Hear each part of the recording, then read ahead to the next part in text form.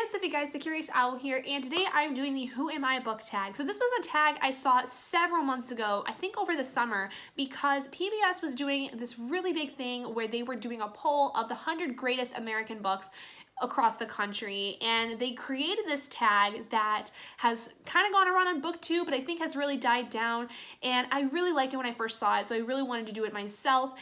And I found this video through Sam through Thoughts on Tomes, so I will leave her video down in the description for you guys to go check out, as well as the questions that are within this video. But without further ado, let's get into it. So question one is, if your life was a book genre, what would it be? So honestly, I don't have that interesting a life. I think the closest thing that I would get would be a contemporary, because I think that the contemporary aspect would come a lot more from my family dynamics and my relationship dynamics with Robert, because I think that what I like about contemporaries is the relationship dynamics that are within, you know, those stories specifically. I would love to be able to have something like a urban fantasy or a high fantasy story, but my life is not that interesting, and I do not live in a world that completely has magic. I think there's some magic somewhere that we're not quite able to figure out, but I live a pretty mundane life for the most part, so contemporary, I guess it is. Question two is, what villain do you most identify with that you've read about? I honestly don't think I identify with any of the villains that I have met over the course of my reading, because they're all just so mean. Like, they all are mean for different reasons. I guess the closest one, though, I could think of would be Nova from Renegades, because Nova is very much a morally gray character. Like, she is set up to be the villain in this story in a way, because she is kind of working with the bad guys that are deemed the bad guys, but they're more morally gray characters. Like, it's such a weird thing. Like, I think if I was to pick somebody, though, it would have to be Nova, because she's very much someone who is not willing to go down without a fight about something, and she's protective of the people she loves.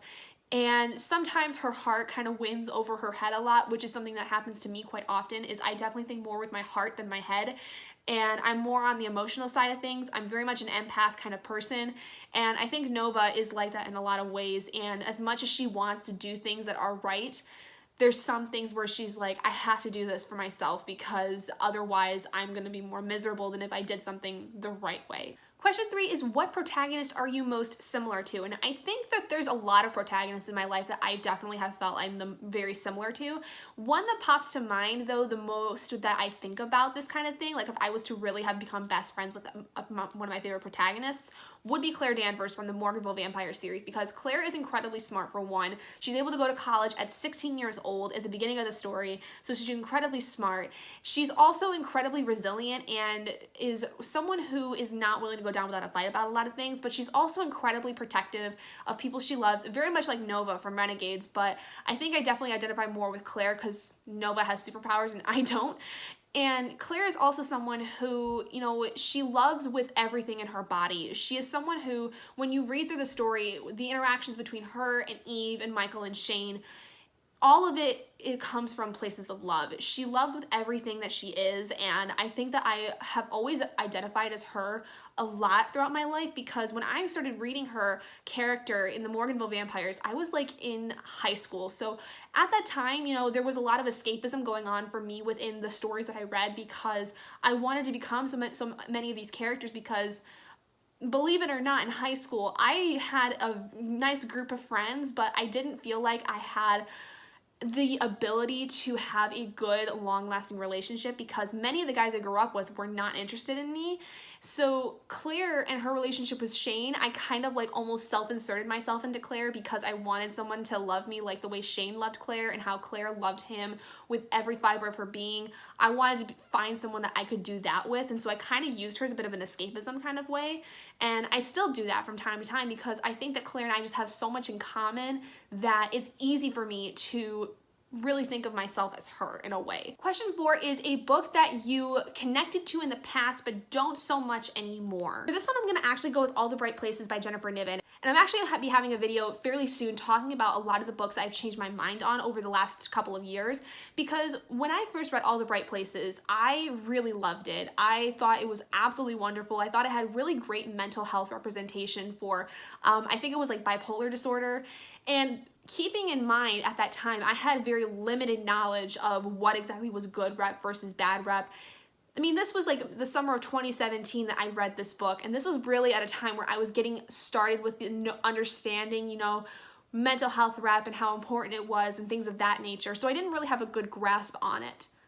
Since then, I've realized that there's a lot of problems with the character that has kind of the more bipolar tendencies and how he was represented and kind of the toxicity that is within that specific character regardless of his mental health kind of thing. There's been a lot that I've really had to stew on the last almost 2 years now since I've read that book.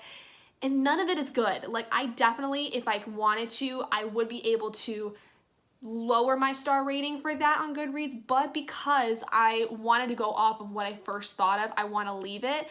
But at this point, for the record, I would say that it's probably more of a 3 out of 5 star as opposed to like a 5 out of 5 star that I think I gave it when I first read it, because the mental health rep was just really bad. And I think that the main character, the main male character specifically, was incredibly toxic to the point where I felt like he was almost unbelievable. And that was outside of the fact that he had a mental health issue. So he didn't sit well with me, and I don't think that that book sits well with me anymore either. But I will discuss more of that in that video that I will be coming out hopefully with soon. I don't know exactly when, but soon. Question 5 is, what recent read would you like to be a character in? This is so difficult because I don't think in February I had any book that was lower than a 4 star. So I've heard a lot of really good books recently that it's so hard to pick which one I would really want to be a character in. But I think the one I want to go with, because of the fact that I think it is something I would have been really invested in myself if I was a character in the story, is Big Little Lies by Liane Moriarty. I listened to the audiobook of this over the course of February, and I absolutely loved it. It was really, really great. It was definitely a kind of a setback for me in a way, because I wasn't expecting to kind of like the more housewifey mystery, but I really, really liked it a lot. And I think that if I was to have been a character within this, I would have been a mom, because the whole story is like centering around these moms that all have kids that go to the same school, and part of the plot is that somebody dies later in the story that you're kind of trying to figure out who it is, but like the majority of the story is focusing on these moms, and one in particular whose kid is being accused of being abusive to some of the other kids within the class. And a lot of people like gaining up on her because she is like the new mom, and so everyone already kind of ostracizes her because of that. But once, you know, there are claims that her kid is being like really, really abusive and being a bully to the other kids, that it pushes her further out of the circle of moms. But 2 of the moms that don't think of the same way and actually kind of know the mom previous to the incidents that happen kind of stand with her, and a lot of the story is about their friendship and how it grows, and about the individual people themselves and the families and the family dynamics, and kind of a lot of things about the individual moms themselves. It's a really, really cool story. I really liked it, and I think that I definitely would like to have been a part of the friend group that was within that story, because I think I definitely could be like Jane. I mean, I don't want to be a single mom by any means, but I think that my personality-wise would definitely fall more within Jane's kind of character, and I really, really like her a lot. Question 6 is, how do your reading habits show off your personality? So I think that honestly my reading habits are very much kind of set in a schedule for the most part, and I really try to stick to it, and that definitely shows up a lot of my personality, because I'm very much a type A individual. Things have to kind of go in an order for me or in a schedule. I'm very organized. I like things the way that I like them set up, and if people mess with it, it gets really aggravating for me. And actually, like I talked about before in my talking about anxiety video that I put out in September, I think, how that's like one of my big triggers for anxiety, is when things kind of go wrong, but I have no control of either fixing them or preventing things from happening in the first place. And so a lot of times with my reading schedule and stuff, like things happen to where I can't read, and I don't necessarily have control over that. So that's very much a huge trigger for me, which is really weird. Like, it shouldn't be a trigger for me because it's something I love doing, but it's almost like if like things outside of my locus of control prevent me from doing something I love, which is reading, then I get agitated, because then I feel like I'm not going to actually have my self-care time and not be able to like actually do something that I want to do, because I'm just having to focus on other people and other things outside of what I can control. And it's just a really weird really bad thing and very kind of it's almost kind of a self-damaging thing, to be completely honest, but it's something that I don't know exactly how to stop. Question 7 is, what book taught you something about yourself? For this, I'm gonna go with The Hate U Give by Angie Thomas, because when I first listened to the audiobook, I kind of knew about some of the things that were going on within the world in terms of racism and police brutality and things of that nature, because I had paid attention to the news. I knew that these things were happening and I knew that it was bad. But I think I didn't understand the complete gravity of the situation until I had listened to The Hate U Give, and that book honestly taught me a lot about my ignorance about some things and my ignorance about exactly how bad things are for people of color especially. And I think it taught me a lot about my white privilege, even as a female, because characters like Haley within The Hate U Give kind of made me pissed off for white women in general, because I couldn't understand how stupid and ignorant she could have been about the situation. And I think it taught me a lot about the fact that even though I am a woman and still have my own setbacks because I am a woman, I am a white woman, so therefore I have more privileges than women of color, and it's something that I need to keep in check quite frequently, because I understand how I am able to definitely have more privileges than other people because of the fact that I'm white, and I really want to strive to not rely on my whiteness to get me places. I think it's something that I need to constantly be in thought of and constantly be aware of, because there are so many small things that I am able to do that other women of color are not able to do. And so I think that it's always important for people to not only check on me about those things, but for me to then realize what it is that I'm doing or what it is that I am experiencing that is vastly different.